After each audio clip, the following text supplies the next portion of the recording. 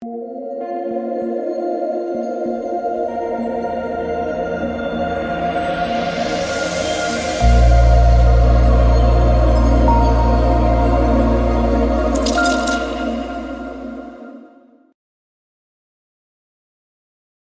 right, let's talk about the 9-game NBA slate on Saturday. Before we do that, we got to recap everything. So after back-to-back really good days for myself, came back down to earth, dealt with a little bit of bad variance. Cam Johnson was in the locker room for majority of the second half. Again, no one runs worse.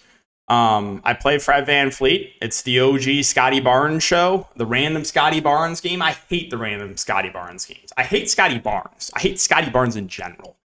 Every time, Raptors, everyone out, play Scotty Barnes, bust. But, today with a fully healthy team, this is going to be the game where he takes over? Sure, okay. I ended up going to Chetty here because I kind of needed a min-price guy. That didn't work out. Slow-mo smashed. I was really high in the Nets. A lot of them all smashed. But, 80 floor game. I did like Jokic. I was a bit worried about the blowout. Of course, I play Jokic last slate. No ownership, literally negative ownership. Massive bust. They get blown out. Finally fade. 80 bomb for Jokic.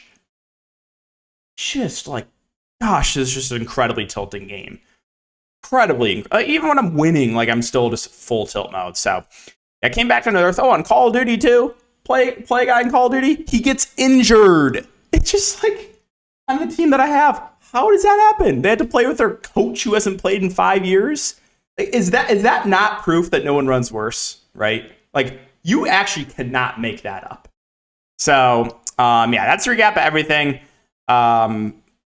Off night after back-to-back good nights, but hoping to bounce back here for Saturday. So, before we talk about this, though, if you guys are looking for more content, you can always check my Patreon, NBA, XFL, Prize Picks, all that good stuff. Prize Picks, they are the sponsor. Make sure to use the code DKDFS for a 100% match up to $100. Also have a link down below, and we'll have a video for Prize Picks up after this. Let's talk about it. So, Utah and Charlotte's the first game here. Utah, the minutes have not been great on a lot of these main guys. Clarkson's status up in the air. If Clarkson's in, I don't think there's anything I really like here. If Clarkson's out, I think we can start making the arguments for guys like Laurie and Kessler and THT and Olynyk. But again, Olynyk kind of hovering around, high 20s to low 30s minutes. Walker Kessler, for some reason, only playing 30 minutes a game. Laurie is playing mid-30s minutes, but his price is up to 9.7. THT kind of stuck around high 20s to low 30s. So that's the issue right now. So they're still running a relatively deep rotation. Chris Dunn been playing really well off the bench, but I don't know if I can pay $5.8K for him. I'm not going to Fettuccine Alfredo or Ochai Abachi. So, Jazz comes down to Clarkson. If he's in, I'll probably stay away. If Clarkson's out, then I have a little bit of interest in some of the main guys. On the Charlotte side, Mark Williams' status is pretty important here. He's questionable. If he misses, it's going to open up Kai Jones and Nick Richards. I think Nick Richards would start and kind of play around 30 minutes, and I would assume Kai Jones would get the backup 5 runs. So both would be good values at 4K and 3.4K respectively. As far as the top end guys go, Rozier, Oubre, these guys should play pretty big minutes. You saw 35 minutes for Rozier last game. Oubre played 38. I think both are reasonable plays in a good matchup. Gordon Hayward, more of your contrarian option. His price is up. He shot 1 of 9 last game, but he still can have those takeover games like 2 games ago. Huge Washington, also kind of indifferent on him. I expect around 30 minutes or so. Don't know if when you get to DSJ, and again, it's Richards and Kai Jones that really stand out here if Mark Williams is out. Miami and Orlando, so basically fully healthy Miami team. You got Lowry expected to play. I have a tough time getting into anyone. If you want to look to a Jimmy or a Bam or Hero as a contrarian play, sure. Bam is sub 8K, Hero 7.2. I think Bam and Hero would be my favorite 2 options in the Heat, but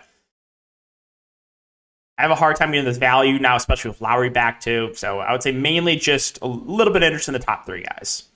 Orlando, tough matchup here, fully healthy. Not much here either, to be honest. Paolo feels pricey at 7.9. Markelle Fultz at 6.6, kind of up and down. You got Carter Jr. back, which takes Mo Wagner out of play. Franz Wagner feels priced right. Well, Anthony, we know, does have a ceiling, but now he's priced up all the way to 5.5. I can't go there. Gary Harris is the 3-and-D guy that should play high 20s minutes. I guess that's fine as the last man in. Suggs at 4.4 probably sees, mid-20s minutes, another reasonable play. Don't know if I'm going to mess with, I don't think we'll see Goga Batadze, and I don't know if we'll see much of Bol. Indiana, Detroit. So this one, you might have Indiana resting a lot of guys here. Ben Mathurin is out, and then Halliburton, Turner, and McConnell are all questionable. If I had to guess, I would say they don't play, but we'll see. If they do not play, that's going to open up a lot here for the Pacers. You'd probably see, I would guess, a starting lineup of Nembhard, Duarte, Buddy Hield, Naismith, and whichever center they want to start, whether it be Jalen Smith or Tice or Jackson. That would be my guess for the starting lineup if all those guys are out. And if that's the case, there would just be a lot to like here, right? Duarte, Nembhard probably run the show offensively. They would look great. Buddy Hield gets a massive usage bump, should get more shots up. Naismith and Noir should kind of split that power forward position. They would be solid values. And then whoever starts the 5 would be a really good value, whether it be Smith or Tice or Jackson.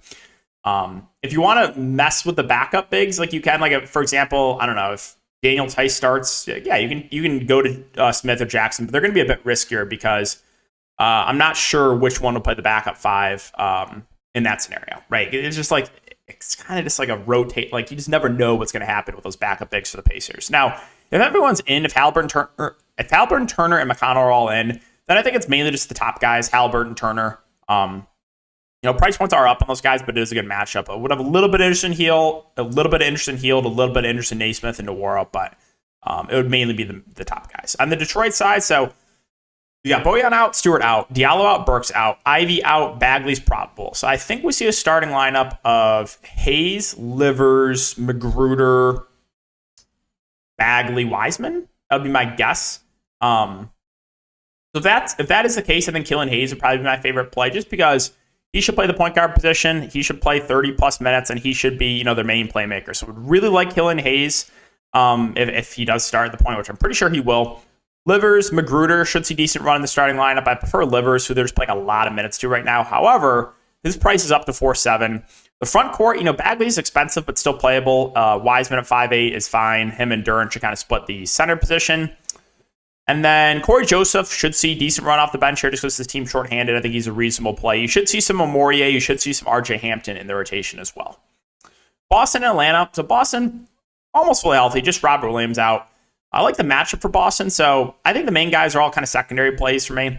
Tatum, Brown, Brogdon, Smart, White, all fine. Al Horford has played well with Robert Williams out. I expect him to play around 30 minutes if the game stays competitive.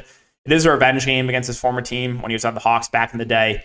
I don't know if I can mess with like Grant Williams or Sam Hauser or Muscala or anyone else, but I think I have like interest in all the main guys for Boston because it's a really good matchup, but it's always hard for me when Boston's fully healthy or close to fully healthy for me to feel really good about someone unless someone's just like clearly underpriced.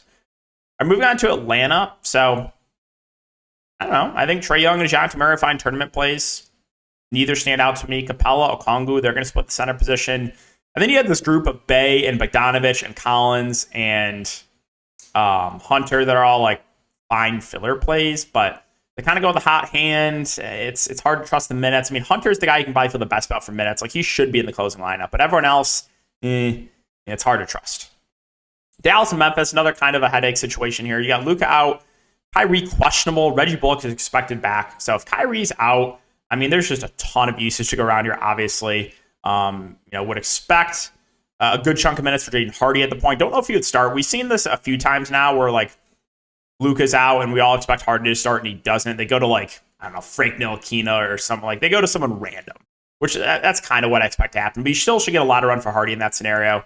And then, like, Hardaway and Wood and Josh Green would also get a massive usage bump. Those guys would all look really good. It'd be interesting to see if Wood would start if Kyrie's out, just because I think the team would need offense. So there would be a lot to like here, obviously, for Dallas if Kyrie's out. If Kyrie's in, then I think Kyrie himself looks good. 9.8K. No Luka Doncic. I think he would look good. And then I'd want to see what they do with the starting lineup. But Tim Hardaway Jr. started last game, played 40 minutes. Starts again. That's solid. Kleber should see rotation minutes. I think he's fine. So Dallas, yeah, we got to keep an eye on the injury news there. On the Memphis side, same thing. No John, no Adam. So I like all the starters basically here. I think Tyus Jones would probably be the easiest to get to, factoring in price. 60 and 51 2 of the last 3 games for him. Again, he's just a really good point guard. I'm not going to lie. Jaren Jackson Jr. and Desmond Bane, also their ceiling goes way up with Ja Morant out. However, 8.8K and 8.5K price points feel about right. Bane's been awful, so like this is going to be the game where he pops off when no one plays him. Xavier Tillman dealt with some foul trouble last game, but he should play around 30 minutes if he stays out of foul trouble. Just a secondary play, as is Dylan Brooks. He's going to shoot a lot. If he makes the shots, he can have a decent game like last game. If he misses like 2 games ago, he can hurt you. I don't think I'm going to get to anyone else. I mean, you saw an extended run for Aldama last game because of Tillman foul trouble. Chicago and Houston, so I really like the matchup here for the Bulls. I think Levine, DeRozan, and Vooch are all fine tournament plays. I don't think any of these guys are must plays, but again, I really do like the matchup. They're going to see big minutes. So Levine, DeRozan, Vooch, I like all three. Beverly should see, 25 to 30 minutes. He's a fair value. And then this group of like Pat Williams and Kobe White and Caruso and Io, they're also kind of going with a hot hand there. So these guys are all playable, but a similar situation to those like Atlanta Wings that we talked about where, right, I feel super comfortable with any of the minutes. Now, for Houston, you got Kevin Porter Jr. listed as probable, so he should be back here. I think the main three guys are good tournament plays, but none of them are going to be priorities for the price point. So Şengün, minutes kind of up and down, only played 26 minutes last game. KPJ sat out last game, but has been playing around 30 minutes in the games he's been healthy. And then Jalen Green been playing a good chunk, but his floor is a bit lower when Kevin Porter Jr. is in the lineup. We saw the massive Jabari Smith game kind of out of nowhere. I don't really expect that again. My boy Tari Eason should see mid-20s minutes, but that price point's right. And then KJ Martin will see around 30 minutes, another fine filler play. So no standouts for me for Houston. Oklahoma City, New Orleans. So you do have the guard Jalen Williams back. I think looking at price points, SGA would probably be my favorite play at 9.2. I expect him to play normal minutes. I mean, he's played 37 and 36 minutes. I'm expecting somewhere around there. I like the matchup for him. So I do like Shea at the top.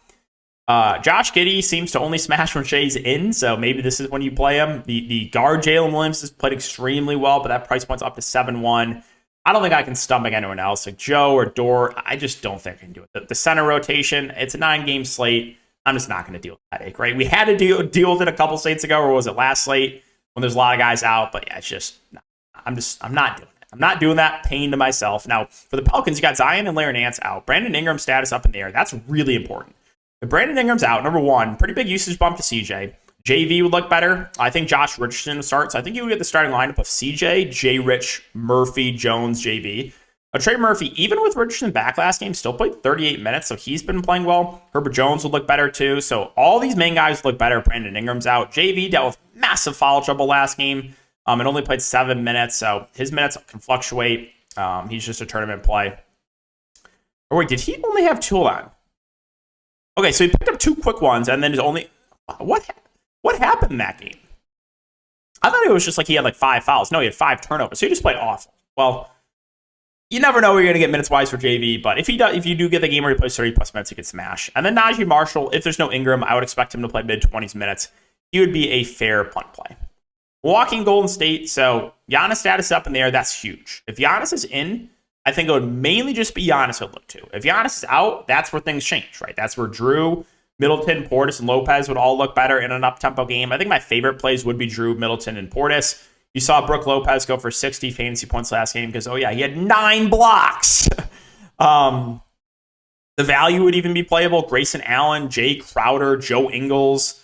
These guys would all be like viable values. But if Giannis is in, I think it would be mainly a stay away from those guys. It would just be Giannis I would look to. For Golden State, you got Wiggins and Kuminga out.